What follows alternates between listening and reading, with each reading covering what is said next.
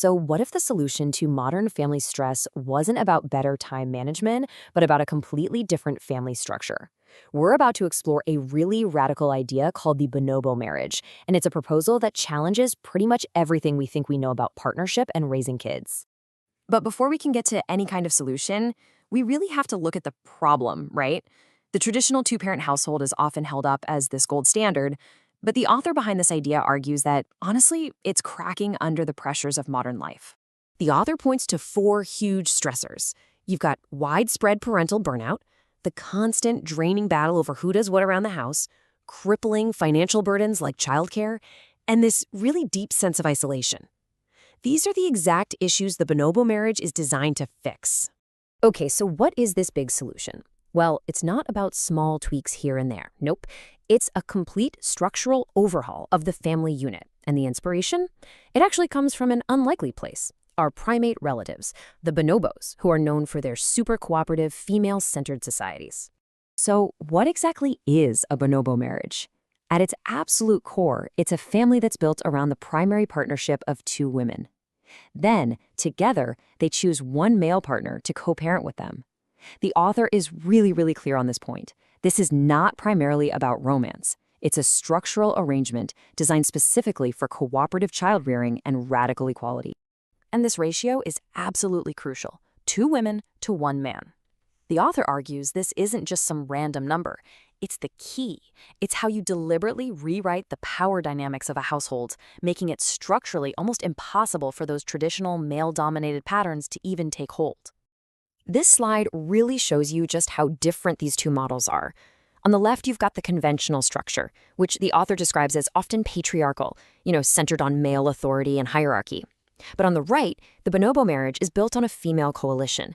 The power shifts from a top-down hierarchy to a real balance, and the focus moves away from just a central romantic couple to a cooperative parenting team. It's a total flip. All right, so that's the theory, but how does this thing actually work day to day? The author argues that the practical, everyday benefits are where this model really starts to shine, because having 3 adults in the house fundamentally changes the game of raising kids. Just imagine a typical day with a young child. Instead of one parent desperately juggling everything while the other is at work, you have a team. One adult can give their full, undivided attention to a toddler. Another can actually cook dinner without being interrupted. And a third can manage all the other household stuff. That constant stress and depletion that so many parents feel, in this model, it gets distributed and massively reduced. The author also gets right into that common problem of unequal labor. What some people call weaponized incompetence, where one partner pretends to be bad at a task just to get out of it. This quote nails it. There's no "you're so much better at it" manipulation that works when 2 people aren't accepting excuses. With 2 partners holding the third accountable, those excuses just don't fly. The economic logic here is also a huge piece of the puzzle. I mean, think about it. With potentially 3 incomes instead of 1 or 2, the household's financial stability just skyrockets. Childcare costs could be way lower or even totally eliminated, and the family has so much more flexibility to handle a career change or a sudden job loss. It creates this powerful, built-in safety net. Now, obviously, a model this radical is going to raise some eyebrows and probably some questions. The author actually addresses the most common ones head-on, so let's walk through them. This is probably the first question that pops into most people's heads, right? 2 women and 1 man. Isn't that just a recipe for disaster, for competition and jealousy? Well, the author's counterargument is that this question assumes the man is the prize that everyone's competing for.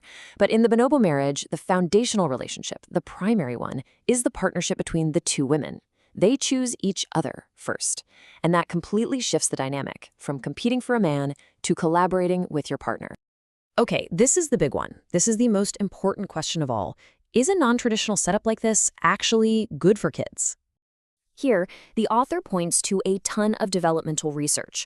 The argument, as this quote says, is that what matters most for kids isn't the family structure itself, but the quality of care they get. By slashing parental burnout and financial stress, a 3-parent household might actually be better equipped to provide that consistent, loving care than an overwhelmed 2-parent family. And what about the man in this whole equation? It's a fair question. Being in a 2-against-1 dynamic? Yeah, that could feel pretty intimidating. The author's response is that this structure is designed to prevent dominance, not partnership. The goal isn't to create a new kind of oppression, but to finally ensure real equality. From this point of view, a man who feels outnumbered might just be feeling what it's like to not have automatic authority. For the right person, this model could offer a chance to be a truly collaborative parent, freed from all that traditional sole provider pressure. Okay, let's zoom out for this final part, because the author makes it really clear that this isn't just a lifestyle hack for a handful of families. There's a much, much bigger vision at play here. The Bonobo Marriage is presented as a way to actively challenge and maybe even dismantle patriarchal norms from the ground up, starting right in our own homes. It's about reclaiming what the author sees as these older, more natural human patterns of cooperative child-rearing and female solidarity. So the long-term goals here are incredibly ambitious. The author envisions a return to more cooperative communities, with female partnership right at the heart of the family. The ultimate aim is to raise a generation of kids who see cooperation, not hierarchy, as the default. The core belief is pretty simple. If you want to change the world, you first have to change the family. And so we're left with this really provocative question. Whether you find the Bonobo Marriage inspiring, or totally impractical, or just plain strange, it forces us to take a hard look at the families we build and the world they create. Thanks for joining this explainer.